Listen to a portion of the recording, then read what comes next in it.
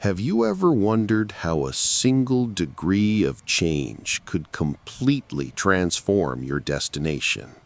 Imagine this: a plane taking off from Los Angeles, headed to New York City. Mid-flight, the pilot adjusts the nose just 3.5 degrees south. It's such a tiny change that passengers wouldn't even notice. But after a 5-hour flight, instead of landing in New York, the plane arrives in Washington, D.C. This is the power of atomic habits. Small changes, remarkable results.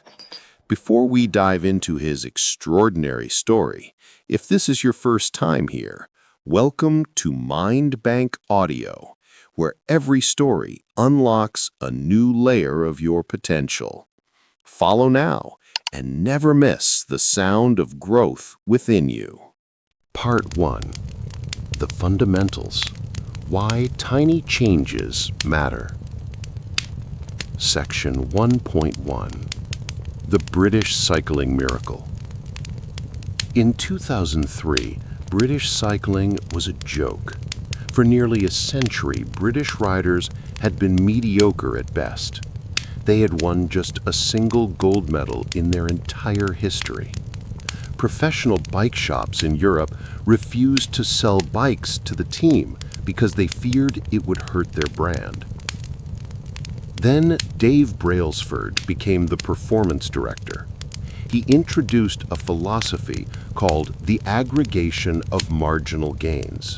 His strategy was simple: search for tiny improvements in everything you do. Brailsford believed that if you improved every area by just 1%, those small gains would add up to remarkable results. The team started making small adjustments everywhere. They redesigned bike seats for better comfort. They tested different massage gels to find which one led to the fastest muscle recovery. They taught riders the best way to wash their hands to avoid getting sick. They even painted the inside of the team truck white to spot dust that could degrade bike performance. The results were extraordinary. Within 5 years, British cyclists dominated the Olympics. Between 2007 and 2017, British riders won 178 world championships and 66 Olympic medals. They captured 5 Tour de France victories, all from 1% improvements. Section 1.2. The Mathematics of 1%.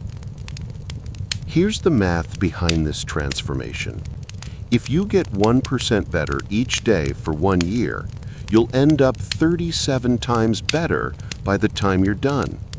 The equation is simple: 1.01 raised to the power of 365 equals 37.78. But it works the other way too. If you get 1% worse each day for 1 year, you decline nearly down to zero. 0.99 raised to the power of 365 equals 0.03. This is why habits are so important. They are the compound interest of self-improvement. Small changes may appear to make no difference at first, but over months and years, they compound into remarkable results. Section 1.3. The Plateau of Latent Potential. Imagine an ice cube sitting on a table in a cold room. The temperature is 25 degrees Fahrenheit. You begin to heat the room. The temperature rises to 26 degrees, still frozen. 27 degrees, still frozen. 28, 29, 30, 31 degrees. The ice cube remains solid. Then 32 degrees.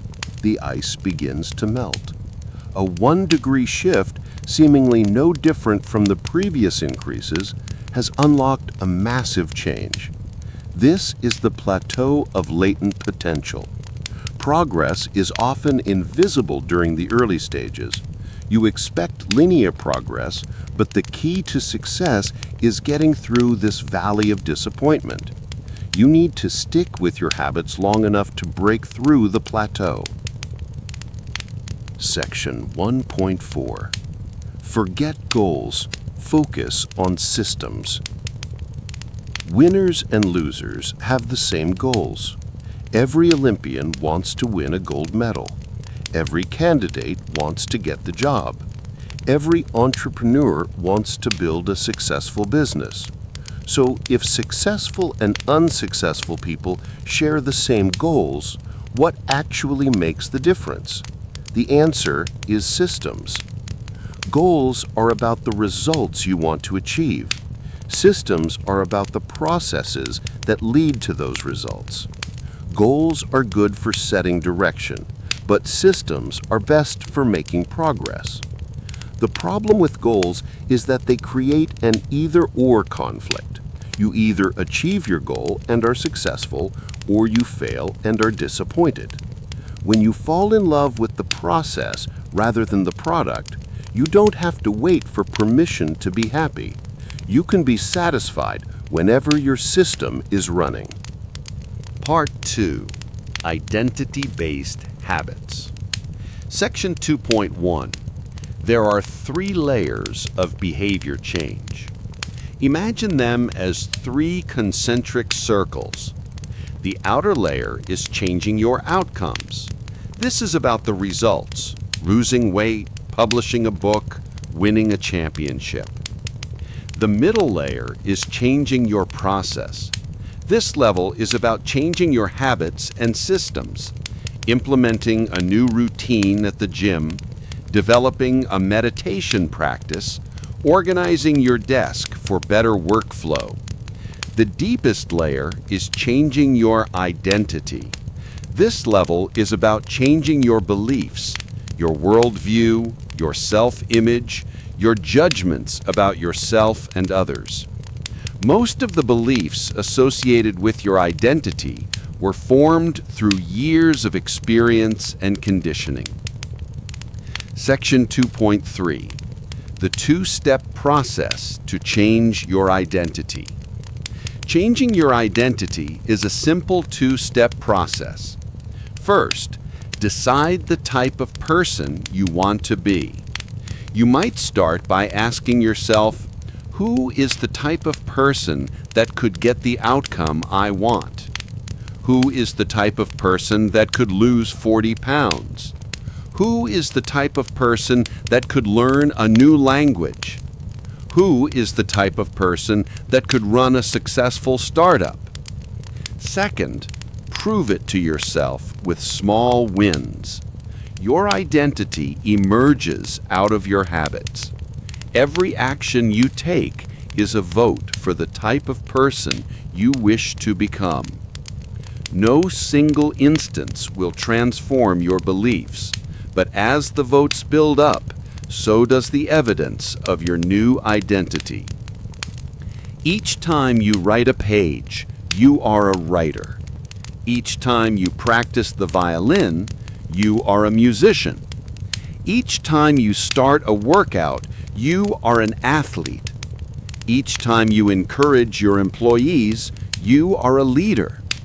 The more evidence you accumulate, the more you believe the new identity. Part 3. The 4 Laws of Behavior Change. Section 3.1. How habits work. Every habit follows the same pattern. First comes the cue.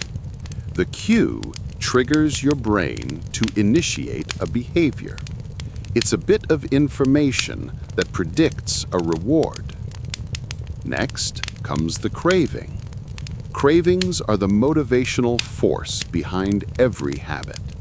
What you crave is not the habit itself, but the change in state it delivers. You don't crave smoking a cigarette.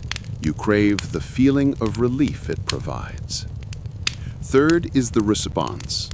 The response is the actual habit you perform. which can be a thought or an action.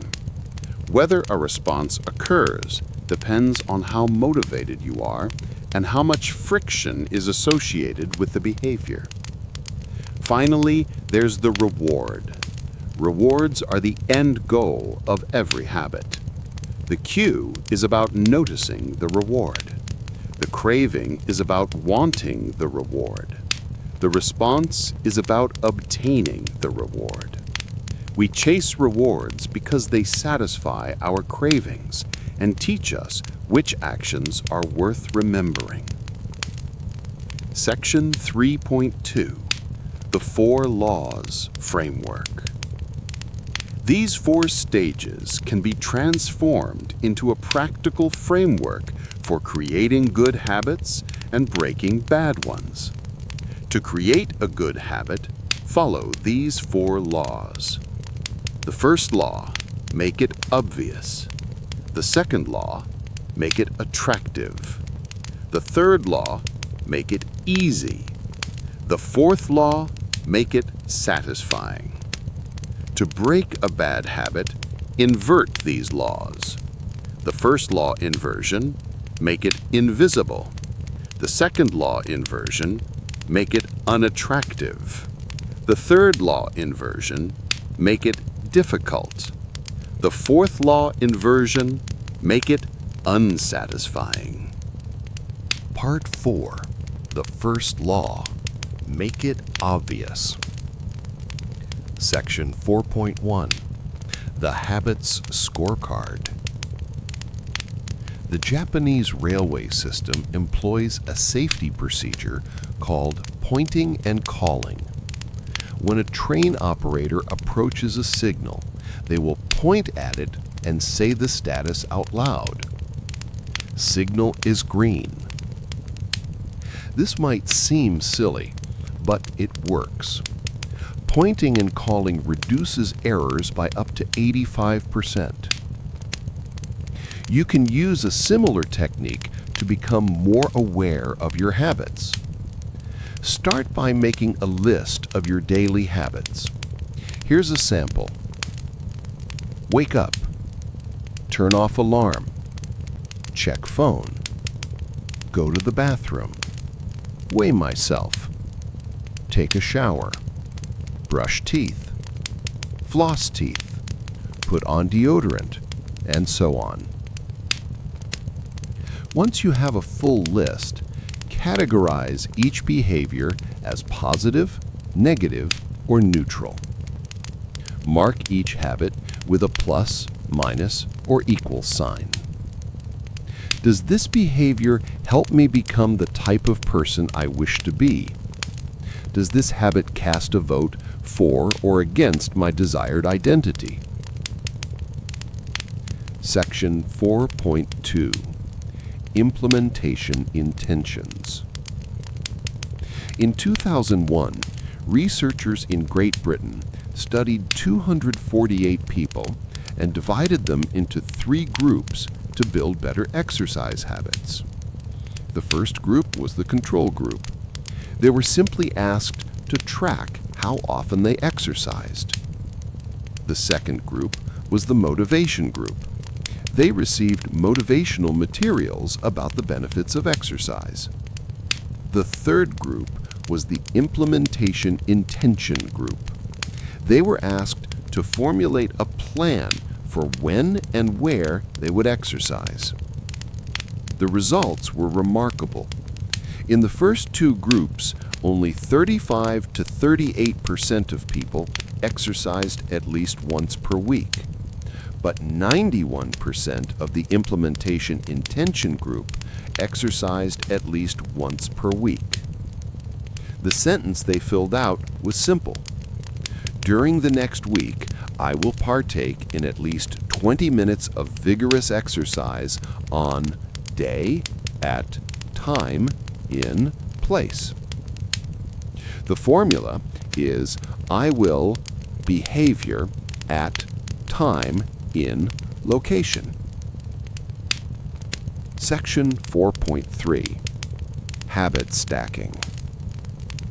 One of the best ways to build a new habit is to identify a current habit you already do each day and then stack your new behavior on top. This is called habit stacking. The habit stacking formula is after current habit, I will new habit. For example, after I pour my cup of coffee each morning, I will meditate for 1 minute. After I take off my work shoes, I will immediately change into my workout clothes. After I sit down to dinner, I will say one thing I'm grateful for that happened today. Section 4.4, Environment Design. In 2013, a physician named Anne Thorndike led a study at Massachusetts General Hospital. She wanted to improve eating habits without requiring anyone to make a conscious decision. Her team altered the choice architecture of the hospital cafeteria. They started by changing how drinks were arranged. Originally, the refrigerators next to the cash registers were filled with only soda. The researchers added water as an option.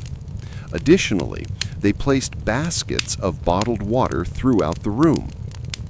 Over the next 3 months, soda sales dropped by 11.4%, while bottled water sales increased by 25.8%.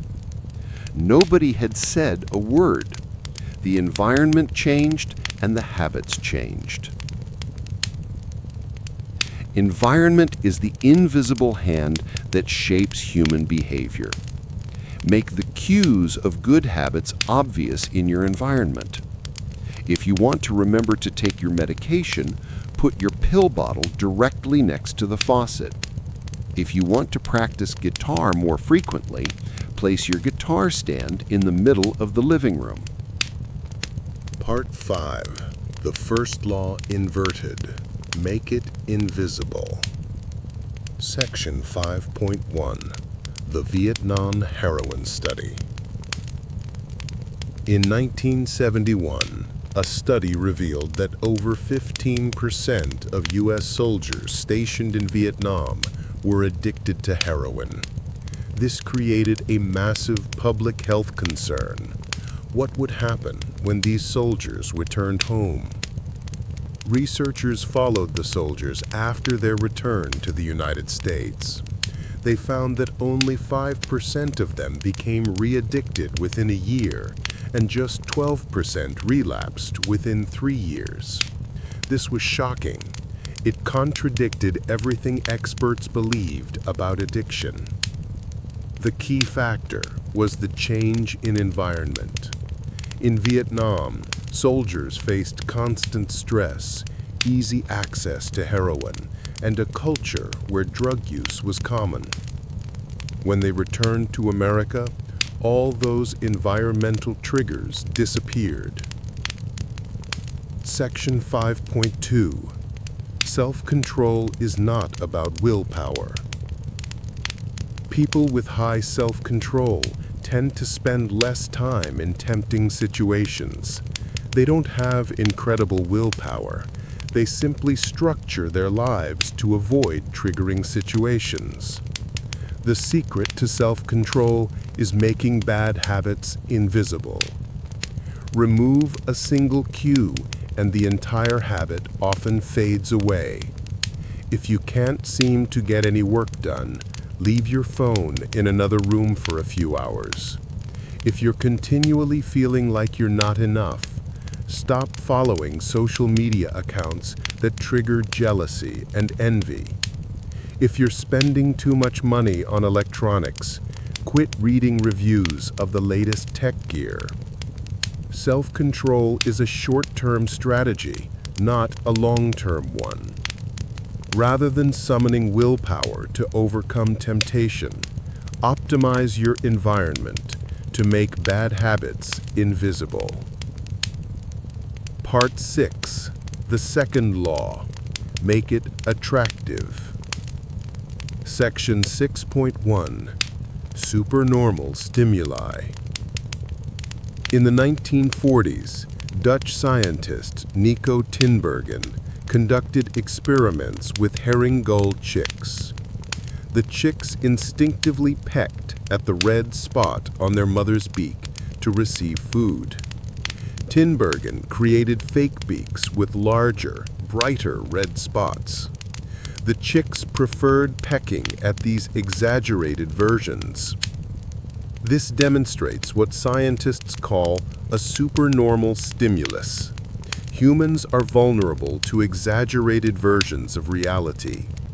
Junk food, for example, is more attractive to our brains than natural foods. Food scientists have created hyper-palatable foods that trigger massive dopamine releases. Section 6.2. The dopamine-driven feedback loop. Researchers can track the precise moment a craving occurs by measuring dopamine activity in the brain. Researchers have discovered that dopamine is released not only when you experience pleasure, but also when you anticipate it.